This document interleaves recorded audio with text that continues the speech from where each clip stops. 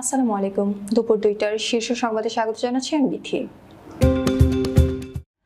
মতিউরের শিক্ষার্থী ছেলে মেয়ে শত কোটি টাকার মালিক, আত্মীয়রাও কোটিপতি। 2024-25 অর্থ বছরের বাজেট পাস আজ। উজানের ঢল ও ভারী বৃষ্টিপাতে বিপদসীমা ছুঁইছে তিস্তার পানি। 2.5 কোটি টাকার সঞ্চয়পত্র কিনেছেন ফয়সাল। প্রধান বিচারপতিকে অবমাননাকর চিঠি, 2 আইনজীবী নিঃশর্ত ক্ষমা প্রার্থনা। বৃষ্টিস্নাত দিনে এইচএসসি পরীক্ষার্থীদের ভোগান্তি। বৃষ্টির অজুহাতে অস্থির রাজধানীর কাঁচাবাজার। ঢাকা সহ 13 অঞ্চলে 60 কিলোমিটার বেগে ঝড়ের আশঙ্কা। সঞ্চয়পত্র থেকে মুখ ফুরিয়ে নিচ্ছেন গ্রাহকরা।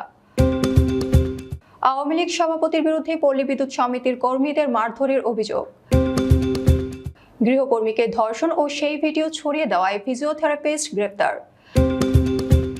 দাফনের 9 দিন পর বাড়িতে হাজির নিখোঁজ তরুণী। নাইজেরিয়ায় বিয়ের অনুষ্ঠান সহ 3 স্থানে দফায় দফায় হামলা, নিহত 18। এবং জোড়া গোলে আর্জেন্টিনাকে জেতালেন মার্টিনেজ। শুনছিলেন শিরোনাম, এবার বিস্তারিত।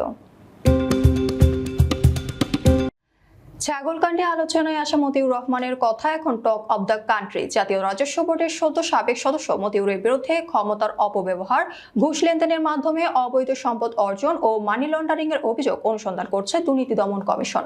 প্রাথমিক অনুসন্ধানে তার শত শত কোটি টাকার সম্পদের তথ্য পাওয়া গেছে। তবে তিনি নিজের নামে সম্পদ করেছেন কম, বেশি করেছেন স্ত্রী, সন্তান ও আত্মীয় স্বজনের নামে।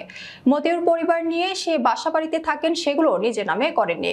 বসুন্ধরায় অত্যাধুনিক যে বাড়িতে থাকেন সেটা মেয়ে ফারজানা রহমান ইশপিতার নামে করেছেন। স্ত্রী ও ভাইদের নামে করেছেন শিল্প কারখানা, রিসোর্ট সহ বিপুল সম্পত্তি। আয়কর ফাইল পর্যালোচনা করে দেখা গেছে মতিউরের অপরাধলব্ধ আয় পরিবারের উপার্জন নেই এমন সদস্যদের নামেও শিল্প কারখানা গড়ে তোলা হয়েছে। শিক্ষার্থী ছেলে মেয়েও হয়েছেন শত কোটি টাকার মালিক। কলেজ শিক্ষক ও গৃহিণী স্ত্রীদের নামেও প্লট, ফ্ল্যাট, জায়গা জমির ছড়াছড়ি। আজ জাতীয় সংসদে 2024-25 অর্থ বছরের বাজেট পেশ করেন অর্থমন্ত্রী আবুল হাসান মাহমুদ আলী।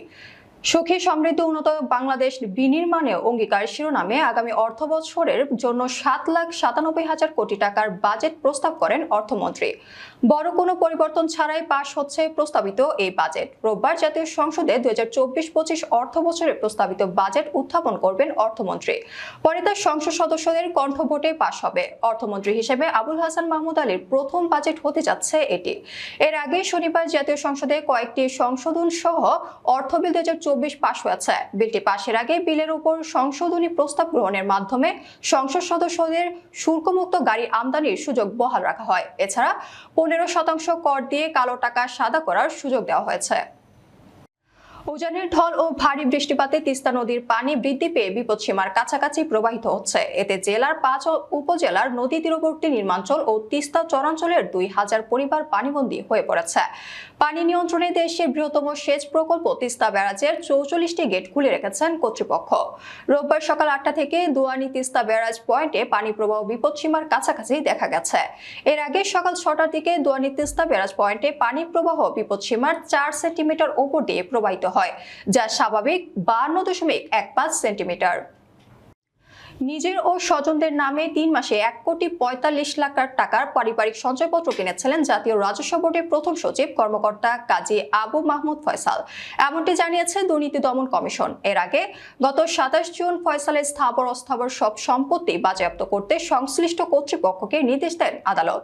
প্রাথমিক তদন্ত শেষে গত বৃহস্পতিবার আদালতে দুদকের দাখিল করা নথি থেকে জানা যায়, আয়কর কর্মকর্তাদের বদলে, করদাতাদের ভয়ভীতি দেখানো এবং অন্যান্য অনিয়মের মাধ্যমে ফয়সাল প্রায় 1000 কোটি টাকা ঘুষ নিয়েছেন। ক্ষমতার অপব্যবহার ও ঘুষের মাধ্যমে বিপুল সম্পদ অর্জনের অভিযোগ ওঠার পর গত বছর ফয়সালের বিরুদ্ধে তদন্তের সিদ্ধান্ত নেয় দুদক। ফয়সাল তার স্ত্রী ও আত্মীয় স্বজনের নামে 87টি ব্যাংক হিসাব জব্দের সংশ্লিষ্ট কর্তৃপক্ষকে নির্দেশ দিয়েছেন আদালত। প্রধান বিচারপতিকে দেওয়া একটি চিঠির কিছু বক্তব্য বিচার বিভাগের মর্যাদা ও ভাবমূর্তি ক্ষুণ্ণ করেছে বলে আদালত অবমাননার অভিযোগের প্রেক্ষাপটে নিঃশর্ত ক্ষমা চেয়েছেন সুপ্রিম কোর্টের 2 আইনজীবী। এ বিষয়ে আদেশ আগামী 21 জুলাই দেওয়া হবে। রোববার প্রধান বিচারপতি ওবায়দুল হাসানের নেতৃত্বাধীন 6 বিচারপতি আপিল বিভাগ আদেশের এই দিন ধার্য করেন। এ সময় আদালতে অ্যাডভোকেট মোহাম্মদ মহসিন রশিদ ও আইনজীবী শাহ আহমেদ বাদল উপস্থিত হয়ে তাদের বক্তব্যের জন্য ক্ষমা চান। বঙ্গোপসাগরে চলছে লঘুচাপ, সারা দেশে ঝরছে বৃষ্টি। আগামী 3 দিন দেশে ভারী থেকে অতি ভারী বৃষ্টি হতে পারে বলে জানিয়েছে আবহাওয়া অধিদপ্তর। রোববার সকাল 8:30টার দিকে রাজধানীর বিভিন্ন এলাকা ঘুরি ঘুরি বৃষ্টি হওয়ায় ভোগা দিতে পারেন পরীক্ষার্থী ও অভিভাবকরা। সকাল 9:30টার মধ্যে কেন্দ্রে প্রবেশের নির্দেশ থাকায় ভিজে ভিজেই কেন্দ্রে যেতে দেখা যায় রাজধানীর মৌচাক, মগবাজার ও মালিবাগ। দেখা যায় কেউ ছাতা নিয়ে, কেউ বা আবার ছাতা ছাড়াই বৃষ্টিতে ভিজে পরীক্ষার হলের দিকে ছুটছেন। তবে শুধু ঢাকা নয়, দেশের বিভিন্ন স্থানে বৃষ্টিতে ভিজে শিক্ষার্থীরা কেন্দ্রে গিয়েছেন বলে খবর পাওয়া গেছে। আজ থেকে 8টি সাধারণ শিক্ষা বোর্ড, মাদ্রাসা এবং কারিগরি বোর্ডের অধীন দেশের 60 জেলায় একযোগে পরীক্ষা শুরু হচ্ছে। শুধু সিলেট বিভাগের 4 জেলায় বন্যা পরিস্থিতির কারণে 8 জুলাই পর্যন্ত পরীক্ষা স্থগিত থাকবে। 9 জুলাই থেকে প্রকাশিত সময়সূচি মেনে পরীক্ষা নেওয়া হবে। অঝোর ধারার বৃষ্টিতে রাজধানীর পথ ঠান্ডা হলেও শান্তি মেলে না বাজারে। পণ্যের লাগামহীন দামে উদ্বেগ বেড়েই চলেছে সাধারণের। উত্তরের আজমপুর কাঁচাবাজারের মুরগি কিনতে এসে এরকম বেগতিক পরিস্থিতিতে ধীরেন সরকার। গত সপ্তাহে 160 টাকার ব্রয়লার এখন 180 টাকা। পালা দিয়ে বেড়েছে লেয়ার, সোনালী ও দেশি মুরগিও। পরিচিত দোকানে তাই বাকিতে মিলল আমিষের উৎস। দুঃখ করে তিনি বলেন, কাঁচামাল কেউ বাকিতে খায়, আমাদের খেতে হয় বিপদে পড়ে। আমাদের চলার মতো অবস্থা আর নেই। আমরা মধ্যবিত্ত মানুষেরা একদম শেষ হয়ে যাচ্ছে। সপ্তাহ 2 ধরে বেশ চড়া সব ধরনের সবজি অস্বাভাবিক হারে বেড়েছে। টমেটোর দাম মান বেঁধে কেজি প্রতি বিক্রি হচ্ছে 250 টাকা পর্যন্ত। একই অবস্থা কাঁচামরিচের। কচুরলতি, বেগুন ও করলাও শতকের ঘরে ছুঁই ছুঁই। এমন পরিস্থিতিতে আয়ের সঙ্গে ব্যয়ের হিসাব মিলছে না অনেকেরই। ঢাকা সহ দেশের 13 অঞ্চলের ওপর দিয়ে সর্বোচ্চ 60 থেকে 80 কিলোমিটার বেগে ঝড় বয়ে যেতে পারে। এসব অঞ্চলের নদীবন্দরগুলোকে 1 নম্বর সতর্ক সংকেত দেখাতে বলা হয়েছে। রোববার দেশের অভ্যন্তরীণ নদীবন্দর সময়ের জন্য আবহাওয়াবিদ খোন হাফিজুর রহমান স্বাক্ষরিত আবহাওয়ার পূর্বাভাসে একথা বলা হয়েছে। পূর্বাভাসে বলা হয়, রংপুর, টাঙ্গাইল, ময়মনসিংহ, চট্টগ্রাম, কক্সবাজার, ঢাকা, ফরিদপুর, খুলনা, বরিশাল, পটুয়াখালী, নোয়াখালী, কুমিল্লা এবং সিলেট অঞ্চলের ওপর দিয়ে দক্ষিণ অথবা দক্ষিণ পূর্ব দিক থেকে ঘন্টায় 60 থেকে 80 কিলোমিটার বেগে অস্থায়ীভাবে দমকা অথবা জোড়ো হাওয়া সহ বৃষ্টি অথবা বজ্রসহ বৃষ্টি হতে পারে। এসব এলাকার নদীবন্দর সমূহকে 1 নম্বর সতর্ক সংকেত দেখাতে বলা হয়েছে। চলতি অর্থ বছরের সঞ্চয়পত্র থেকে 18,000 কোটি টাকা ঋণ নেওয়ার লক্ষ্যমাত্রা নির্ধারণ করে সরকার, যা সংশোধিত বাজেটে কমিয়ে 7,310 কোটি টাকায় নামিয়ে আনা হয়। তবে সঞ্চয়পত্র থেকে ঋণ গ্রহণের লক্ষ্যমাত্রা থাকলেও কোনো ঋণ পাচ্ছে না সরকার। চলতি অর্থ বছরের 10 মাসের সঞ্চয়পত্রের পুরানো ঋণের সুদ ও আসল বাবদ উল্টা 14,648 কোটি টাকা পরিশোধ করেছে সরকার। সঞ্চয়পত্র থেকে ঋণ না পাওয়ায় ব্যাংক ব্যবস্থা থেকে সরকারকে আরো ঋণ নিতে হবে।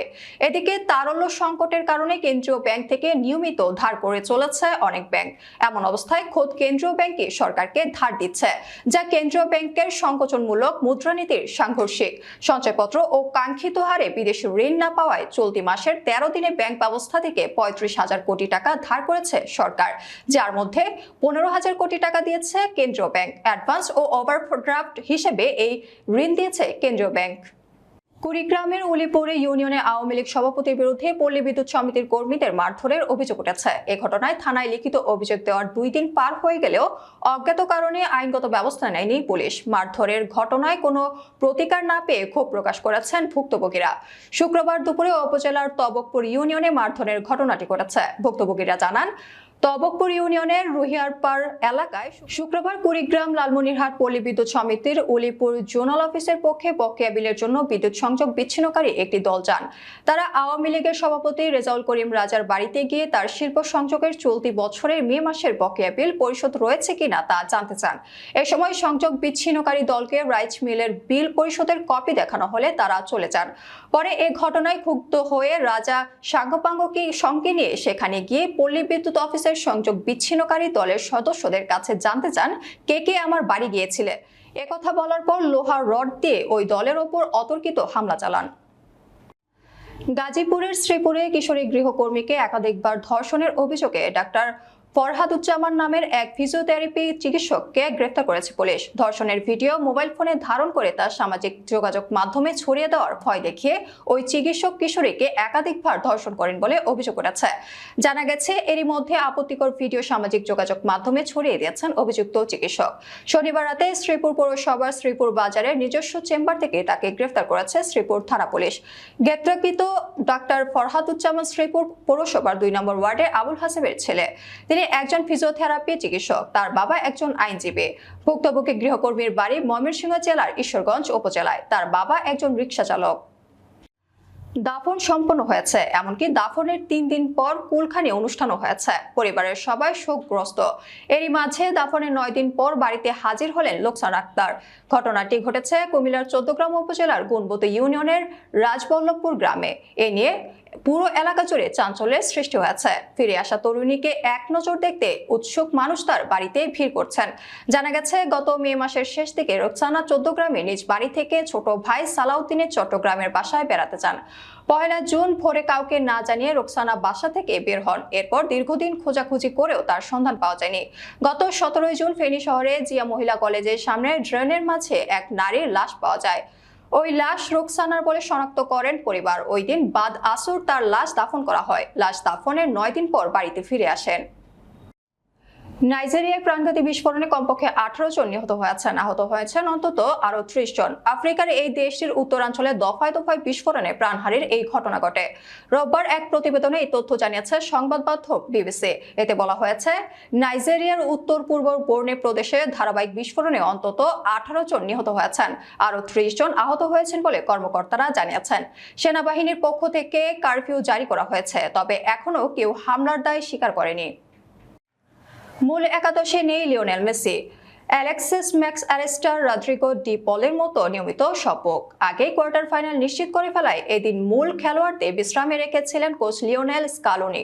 মেসির সঙ্গে মার্কাস আকুনিয়া ছিটকে গিয়েছিলেন ইনজুরির কারণে, আবার নিষেধাজ্ঞার কবলে ছিলেন স্কালোনিও নিজেই। কিন্তু দাগ আউটে পাবলো আইমার আর ওয়াল্টার স্যামুয়েলদের নিয়ে কিংবা মাঠে মূল একাদশের বাইরে খেলোয়াড় নামিয়ে দিয়েও আর্জেন্টিনাকে থামানো যায়নি। আরো স্পষ্ট করে বললে থামানো যায়নি এল তেরো খ্যাত লাউতারো মার্টিনেজকে। তার জোড়া গোলের সুবাদে টানা 3 জয় নিয়ে দাপটের সঙ্গে কোপা আমেরিকার গ্রুপ পর্ব শেষ করলো আর্জেন্টিনা। আমাদের পরবর্তী রাত 10টার সংবাদ দেখার আমন্ত্রণ জানিয়ে এখনকার মতো বিদায় নিচ্ছি। দর্শক, ভিডিওটি শেষ পর্যন্ত দেখার জন্য আপনাকে অসংখ্য ধন্যবাদ। নিত্য নতুন সংবাদ পেতে আমাদের ইউটিউব চ্যানেল সাবস্ক্রাইব করুন ও নিয়মিত নোটিফিকেশন পেতে বেল বাটনে ক্লিক করুন এবং আমাদের ফেসবুক পেজটি লাইক করুন। এছাড়াও আমাদের ভিডিওতে লাইক দিয়ে শেয়ার করুন। আল্লাহ হাফেজ।